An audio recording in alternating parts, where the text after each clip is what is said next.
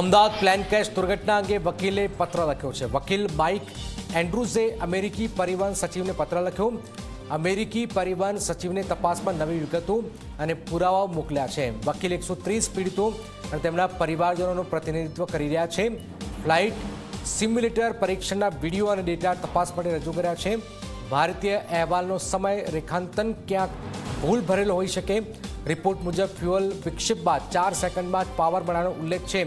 Simulation test મુજબ power મળતા જ લગભગ 18 સેકન્ડ જેટલો સમય લાગી શકે છે। આ પુરાવા દર્શાવે છે કે આરએટી ઉપકરણ પહેલા સક્રિય થઈ ગયું હતું। એરપોર્ટ સિક્યુરિટી ફૂટેજમાં ટેકઓફ પહેલા જ આરએટી બહાર જોવા મળે છે। આ હકીકત પાયલોટની ભૂલને બદલે ગંભીર વિદ્યુત ખામી તરફ ઇશારો કરે છે। આ માહિતી સત્તાવાર તપાસમાં સામેલ કરવા માટે FAA પણ મોકલાઈ છે। સંબંધિત તપાસ એજન્સીઓને આ નવી વિગતો પણ વિચારવા કરવાની વિનંતી પણ કરવામાં આવેલી છે।